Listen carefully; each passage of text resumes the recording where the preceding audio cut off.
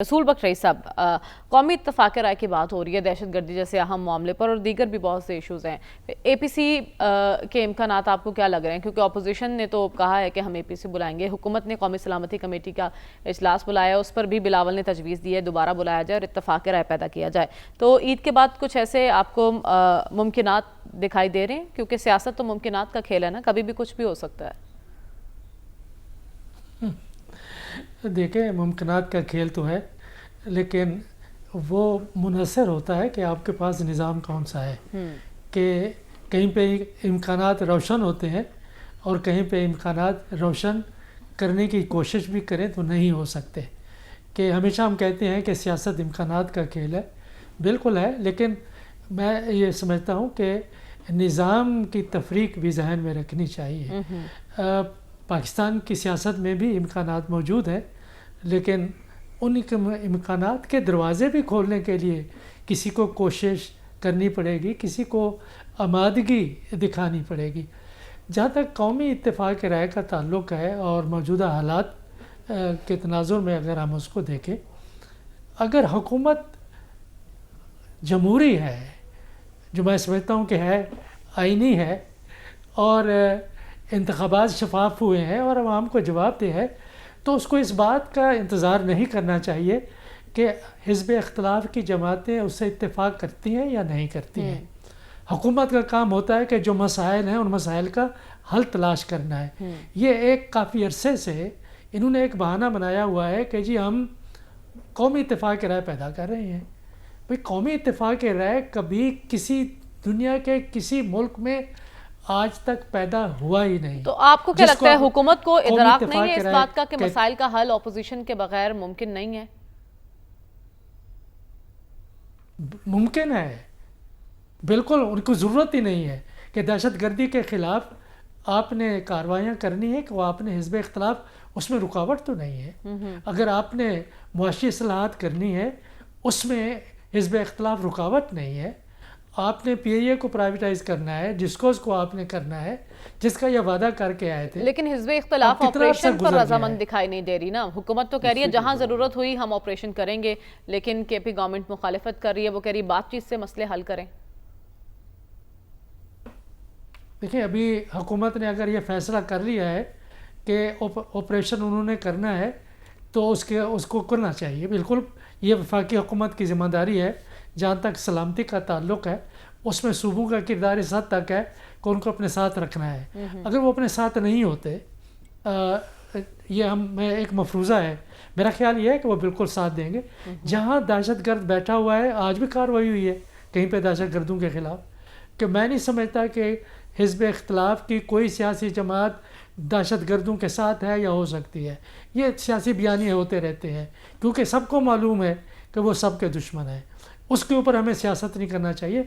मैं असूली बात कर रहा था कि हुकूमत को अपनी आइनी, कानूनी, समाजी, मुआशी ज़िम्मेदारियाँ पूरी करनी चाहिए। इस बात का इंतज़ार नहीं करना चाहिए कि बाकी सियासी जमातें उसके साथ शामिल हैं उसके फ़ैसलों में या नहीं है।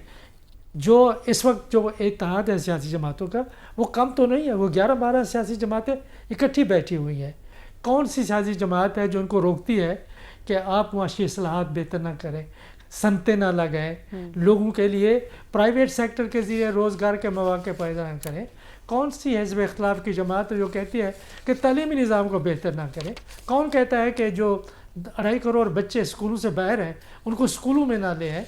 हुकूमत को अपना काम करना चाहिए, हिज़्ब इख्तिलाफ का इंतज़ार नहीं करना चाहिए। कौमी इत्तेफाक राय की भी मैं बात करना चाहता हूँ कि ये हमारी सियासी जमातें जो है, इनमें से कोई भी अवामी नहीं है। ये बेसिकली एलीट नेटवर्क्स है। अच्छा। और ये एलीट नेटवर्क्स के दरमियान में अगर कोई एक सियासी समझौता होता है, तो उसको हम बयानियाँ बना के हम कहते हैं कि जी कौमी इत्तेफाक राय हो गया है। कौमी इत्तेफाक राय में मीडिया भी है, सिविल सोसाइटी भी है, दानिशवर भी हैं, सहाफ़ी भी है, आम माशरे के लोग भी हैं कि वो उनके जज्बात क्या है।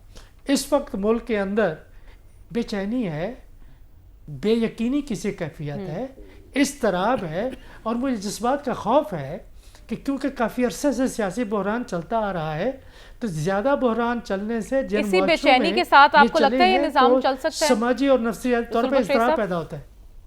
جی اس بے چینی کے ساتھ یہ نظام چل سکتا ہے؟ بے چینی کے عادی ہو چکے لیکن نظام کو چلانا جس طریقے سے آپ چلانا چاہیں چلاتے رہیں گے، لیکن میں یہ بات کہہ رہا تھا کہ اس بے چینی اور اضطراب کے ساتھ معاشرے میں انتشار پیدا ہوتا ہے. ٹھیک. انتشار ذہنوں میں بھی ہوتا ہے، زبان پہ بھی آتا ہے اور سڑکوں پہ بھی آتا ہے.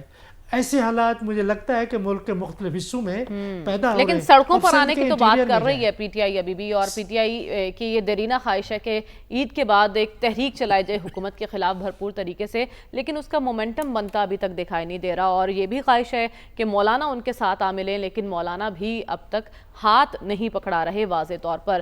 اور کچھ اس میں یہ بھی سامنے آ رہا ہے کہ تحریک تب چلائی جائے گی جب پارٹی کے اندر یونٹی ہو، لیکن پارٹی کے اندرونی اختلافات اس قدر شدت اختیار کر چکے ہیں کہ پارٹی کے اندر سے ہی اور پارٹی کے وہ لوگ جو سابقہ ہو چکے ہیں وہ یہ باتیں کر رہے ہیں کہ اب پی ٹی آئی حکومت کے خلاف تحریک نہیں چلا سکے گی اس ماحول میں.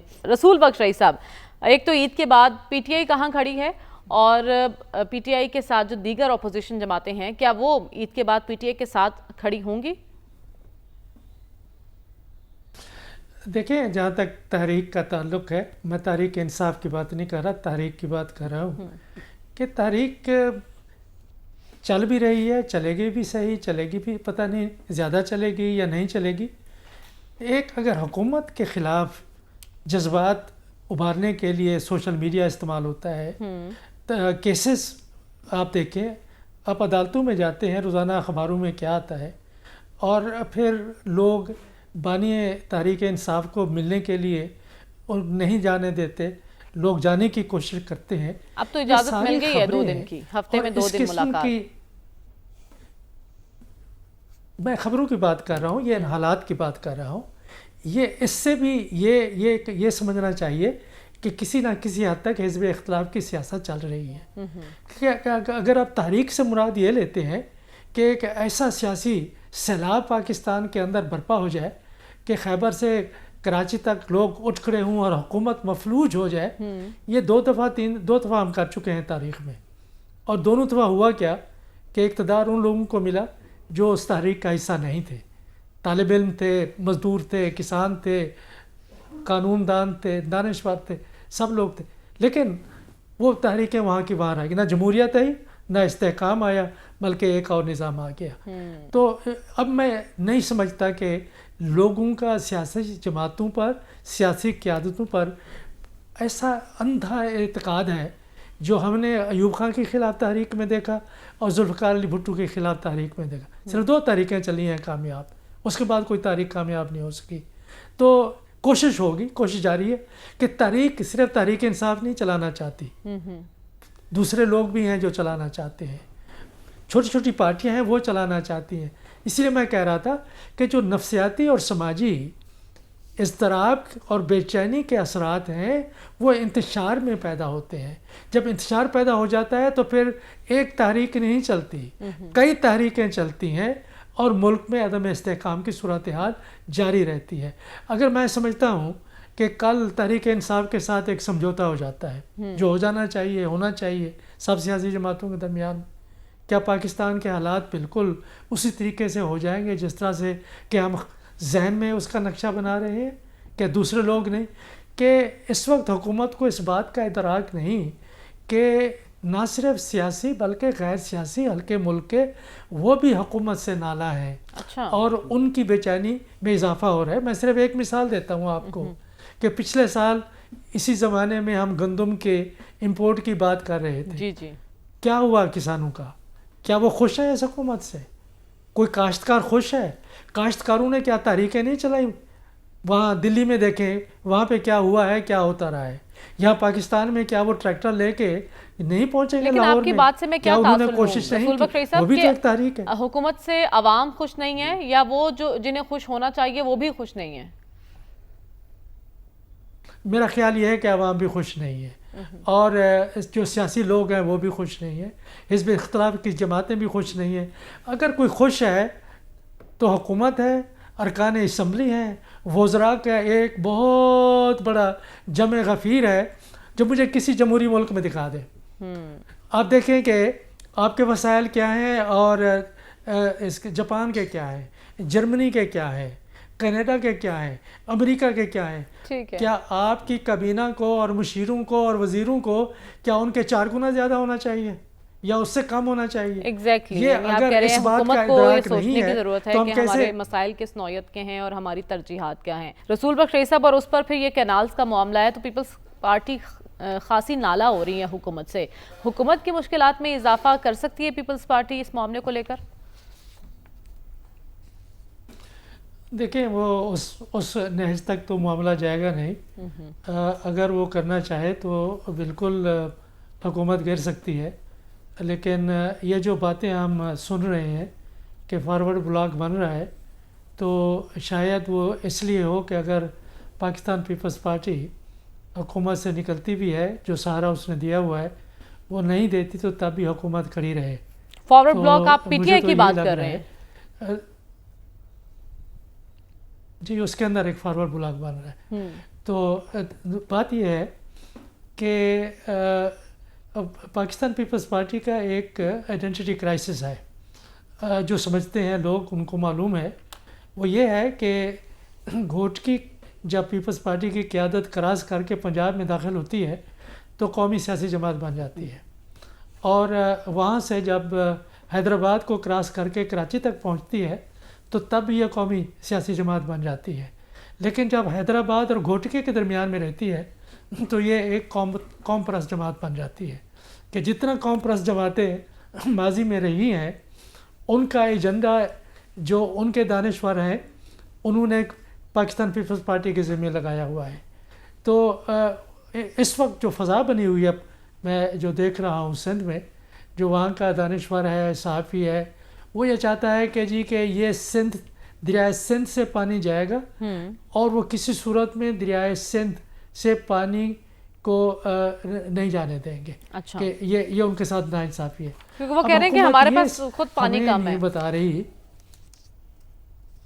جی بالکل کہ سندھ سے پانی دریائے سندھ سے نہیں، لیکن جو میں نے پڑھا ہے یا سوچا ہے، اور حکومت کو وضاحت دینی چاہیے کہ یہ سندھ سے نہریں نہیں نکالی جا رہی. اچھا، یہ نہریں جو فلڈ کا پانی ہے، چناب میں ہے، جہلم میں ہے، راوی میں ہے، یہ ستلج میں بھی آ جاتا ہے. تو پہلے بھی نہریں موجود ہیں جو وہاں سے پانی لے آ کے یہ ہیڈ سلمانکی میں ڈالتی ہیں. تو ہیڈ سلمانکی سے وہ نہریں نکال کے، پہلے بھی نہریں موجود ہیں ہیڈ سلمانکی سے جو چولستان کو جاتی ہیں، کہ ایک ہی جگہ سے 6 نہریں نہیں نکلتی ہوتی. جب وہاں سے نکلیں گی تو دیکھتے ہیں کہ ایک نکلتی ہے، اس سے آگے 6 بنتی ہیں، 5 بنتی ہیں، کتنا بڑی بنتی ہیں. حکومت نے ابھی تک کوئی وضاحت نہیں دی، لیکن ایک اس کے خلاف جو ایک تحریک ہے سندھ کے اندر بالکل موجود ہے، اور پاکستان پیپلز پارٹی کے لیے مشکل صورتحال ہوگی کہ اگر وہ حکومت کے ساتھ اسی طریقے سے جاتی ہے اور اسی طریقے سے وضاحت نہیں ملتی اور نہریں بنتی ہیں تو پاکستان پیپلز پارٹی کے لیے اتحاد میں رہنا بہت مشکل ہو جائے گا. اس ساری سچویشن میں صدر زرداری کے کردار کو آپ کس طرح سے دیکھ رہے ہیں؟ اب کیا کریں، صدر زرداری صاحب کا جو کردار ہے وہ تو خاموشی ہے. اچھا، اور ان کو اس معاملے میں خاموش نہیں رہنا چاہیے. خاموش ہے یا خاموشی بھی ایک مشکوک ہے؟ سیاست ہوتی ہے. مشکوک تو میں نہیں کہہ سکتا، اتنا بڑی بات ہے ہم صدر محترم کے بارے میں اور وہ بھی اسمبلی زرداری صاحب ہوں، تو یہ بات تو مشکوک والی بھی ہم بات نہیں کر سکتے. یہ ہے کہ خاموشی سیاست کی ایک قسم ہوتی ہے کہ بات نہ کرنے سے بھی آپ بات کرنا چاہتے ہیں کہ وہ نہ ادھر ہے نہ ادھر ہے، اور بات انہوں نے بلاول زرداری بھٹو صاحب کے اوپر چھوڑ دی ہے کہ اس معاملے کو آپ لے کے چلیں. اور ظاہر ہے کہ جو بات مراد علی شاہ کرتے ہیں وہ کاش کہ وہ اپنی طرف سے بات کرتے. ان کو کہا جاتا ہے کہ اب آپ نے یہ بات کرنی ہے. یہی میں جاننا چاہتی ہوں کہ مراد علی شاہ کس کی ایما پر آنکھیں دکھا رہے ہیں وفاق کو؟ اپنی پارٹی کی ایما پر. میرا خیال یہ ہے کہ وہ جو ایک گھرانہ ہے جو سندھ کی سیاست کو چلاتا ہے اس کے ایما کے دکھا رہے ہیں، اس کے علاوہ ان کی کیا حیثیت ہے؟